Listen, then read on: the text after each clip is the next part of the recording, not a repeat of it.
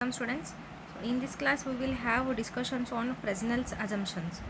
So why Fresnel has made these assumptions means, in order to find the resultant intensity at any point on the screen, so Fresnel he has made some assumptions.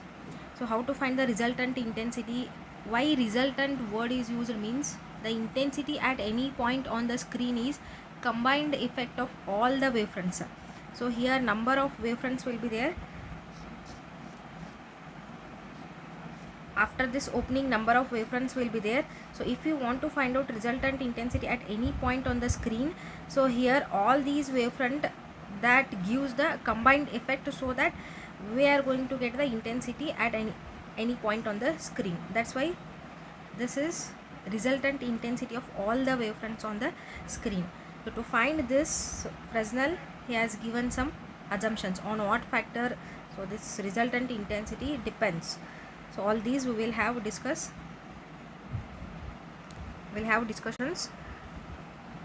For that, you consider the source S, which is a monochromatic source.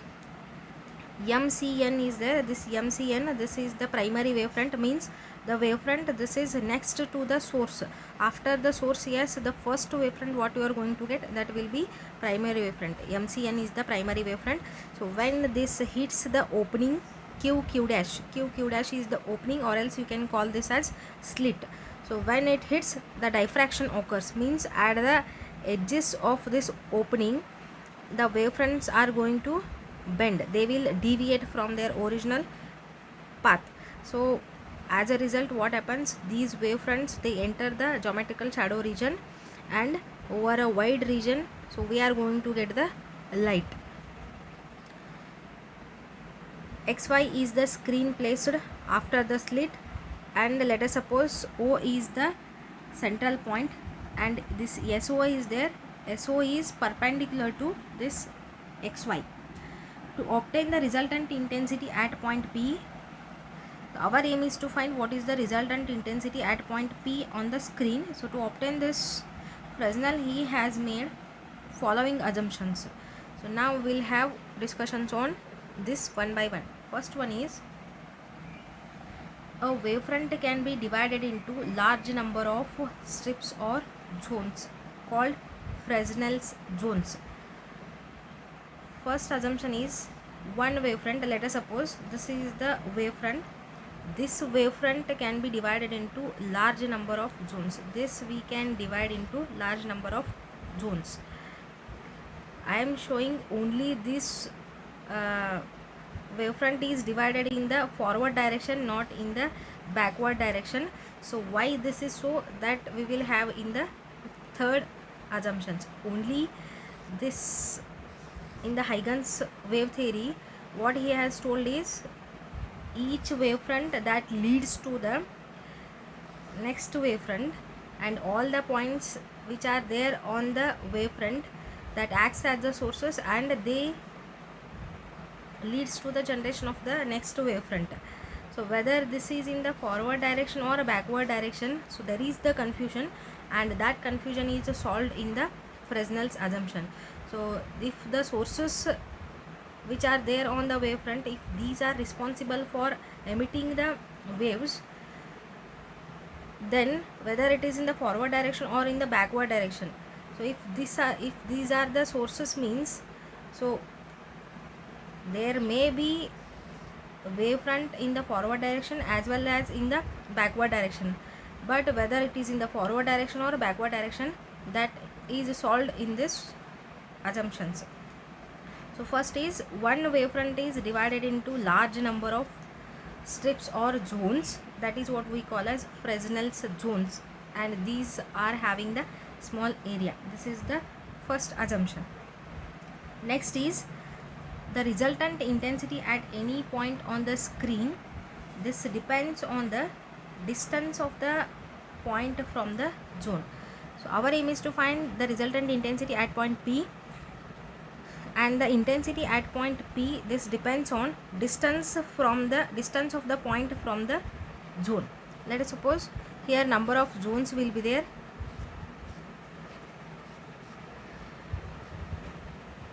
At point P, the contribution of this wavefront, the contribution of the intensity of this wavefront will be more as compared to this distance, because this wavefront is far away from the point P as compared to this wavefront. So the intensity at any point P on the screen, that depends on the distance of the point from the zone. If the distance is less, then the contribution to the intensity will be more. If the intensity is more, then the contribution to the intensity will be less.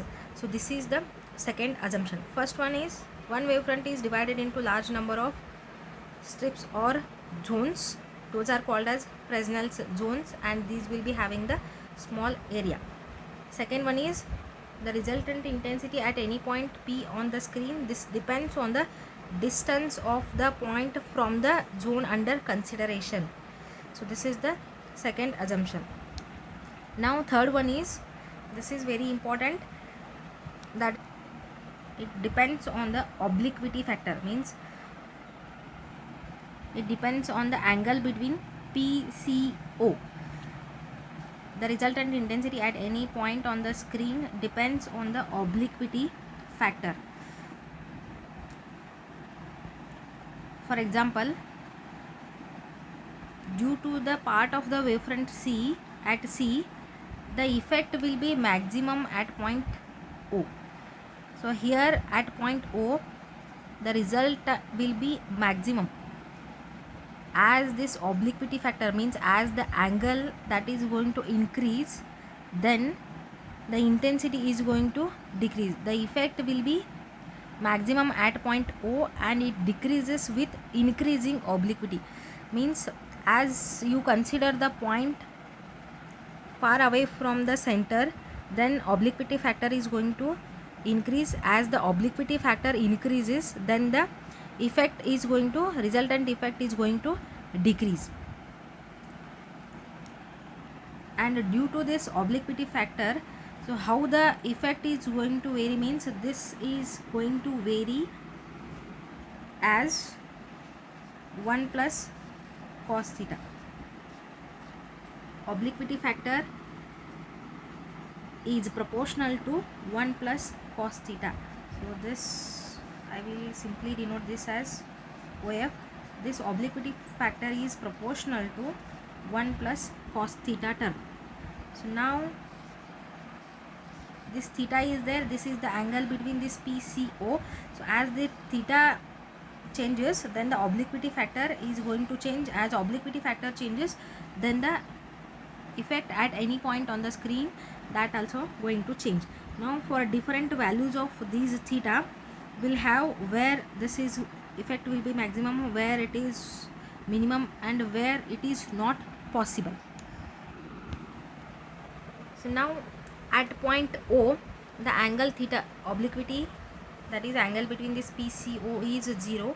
If this theta is equal to 0, then what we are going to get, 1 plus cos theta term becomes equal to 2, because cos 0, that becomes 1, and 1 plus 1, that becomes equal to 2.